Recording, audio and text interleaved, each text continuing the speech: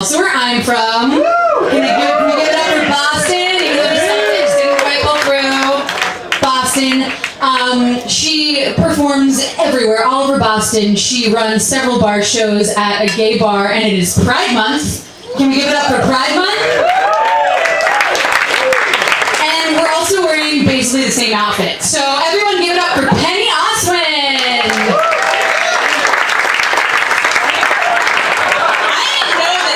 Beforehand, and we're wearing the same shit. How about that? Hashtag twinsies. I actually am from here.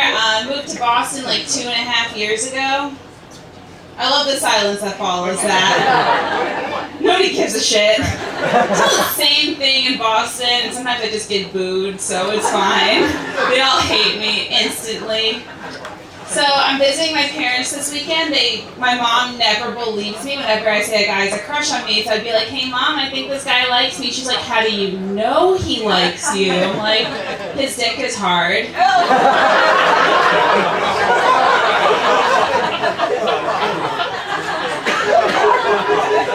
You know you're sad and single when the only person you wake up next to and is concerned about you is Netflix. Are you still watching?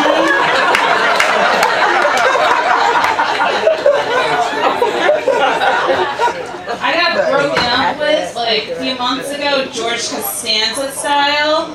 You know, it's not you, it's me. Just want to let you know it was all my fault. But I really felt like I played the role of all 5 Queer Eye guys. If you straight people don't know what Queer Eye is, they're gay Power Rangers. Fashion, food, culture, interiors. What's the other one? Grooming, go Power Rangers, yes queen.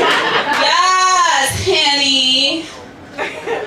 If you haven't figured out, I am a gay man trapped in a straight woman's body. Ever have days where your face looks terrible, but your tits look great? I think all the guys can relate to this, right? I am confident enough where I just stop wearing makeup every day to show the world how tired I look. So I do work at a drag bar. I love it there, and a drag queen did call me a whore recently, and she was right. I remember going to the open mic at the drag bar, and it's like open stage, you can do anything you want, mostly just drag queens being fabulous, and I lip sync for $10. I lip sync and made $10 in singles, so I'm following her advice. But it's a hard act to follow drag queens. Like, this one drag queen's like, hey, do you want to just stand up? I'm like, that's a bad idea. But okay. It's a hard act to follow, because they're like, oh, yes, I'm fabulous. And then I go up there, I'm like, I'm sad and depressed. So I remember at this open mic, it was probably the worst I ever bombed. Nobody was paying attention to me. I'm trying to do my thing, and all of a sudden this one woman just yells, go to sleep! Bitch, it's 11:45 at night. Don't try to talk me out of a good time. Thank you. I wanted to go to sleep too. But I do run a monthly show called Penny for Your Thoughts. It's a dating comedy show every third Friday of the month. Thank you, self-promotion. And actually the first Penny for Your Thoughts started in a dank basement in Allston. And it's a great place to take your significant other when everyone's doing drugs and it looks like a dungeon. So I pitched the show, I'm like, hey, it's a dating storytelling show. The guy that was running the venue was like, yeah, that sounds great. And I'm like, cool, I'm gonna go break up with my boyfriend right now. And the reason that we broke up was because he didn't sing Snoop Dogg with me in the car. If you're just completely still like this and Snoop Dogg is on, I'm sorry, this isn't gonna work out. On my mind, on my money, on my money, on my mind. But also a penny for your thoughts. Interesting things happen at the gay bar. I always ask people at the beginning of the show, who here is single? And there's this really good-looking guy like, oh, I'm single. I'm like, we'll talk later. And I'm really bad at flirting. Can I demonstrate how bad I am?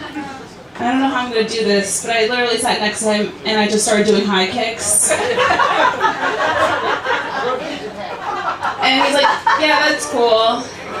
And then there's this like blonde bitch sitting next to him and they went to go fuck in the bathroom at a gay bar. And how much butt stuff happens in there? I wasted my high kicks on a bathroom fucker. Oh, what a waste. Recently, this is sad though, my grandpa passed away on Cinco de Mayo, or as I now call it, Cinco de Dio.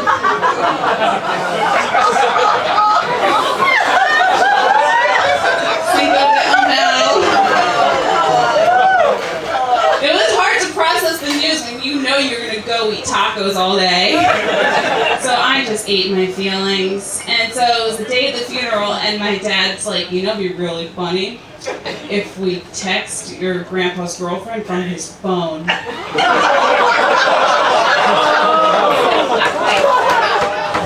she has Alzheimer's. So she gets a text like, hey baby doll, kind of tight down here. Let me get out. You know, this is my technology and tragedy meet. So she literally got ghosted. Thank you. Grieving is tough though when you're Jewish, is because you have to sit Shiva for 7 days, and sitting Shiva is basically somebody coming to your house like, oh, I'm sorry about your loss, but here's 20 pounds of food. Now go with your feelings for 7 days. You Jews know it's true. It's like lockdown. So that was sad. And speaking of sad, I'm sad because I like to go on Craigslist as my favorite dating app. Oh, do you too? You too? Cool. Anyone else go on, misconnections to boost your self-esteem? Just me? So I'm still waiting for the day that I eventually show up. Because misconnections is just like when you meet somebody and you forget their number, or it's just some creep that wants to stalk you. So I'm waiting for the day where I show up on misconnections and it's like, I saw this beautiful girl in the subway just not paying attention to anybody. She was so amazing, and she got off at 68th Street, and I did too, and I followed her home.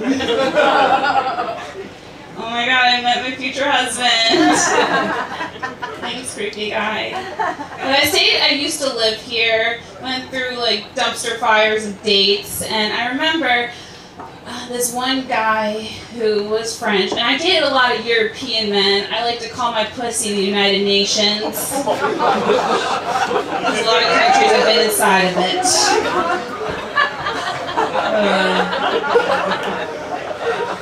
So I went on a date with this French guy, and we had the most exciting conversation about switching banks. Whoop-de-doo. So we're talking, and he's like, when I first come to America, I had to find a bank, so I chose the Bank of America. Because I thought it was the Bank of America. That's like me going to France and be like, yeah, I'm just here for the French fries. I also swiped right for a guy named Marvin once. That's when you know you got low standards. So I remember just texting him a gif of Lionel Richie saying, hello, and he was like, I was expecting so much more from a comedian. After you managed to calm down the roaring crowd, surely it opened with more than hello, and I'm like, then I guess it isn't me you're looking for. I'm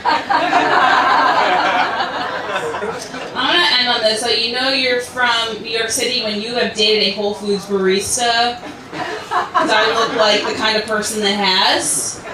So I remember just making out with him outside the Lincoln Tunnel, and people were just yelling at us like, "Yeah, get a room!" And then the hobo passes by saying, "Yeah, you get that pussy good."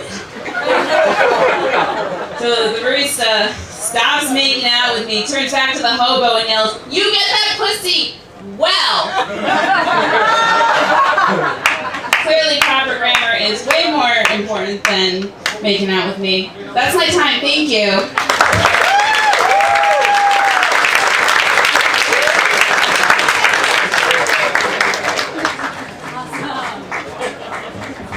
Let's give another hand for Penny Oswin. That's funny. I also do high kicks when I flirt. That's weird.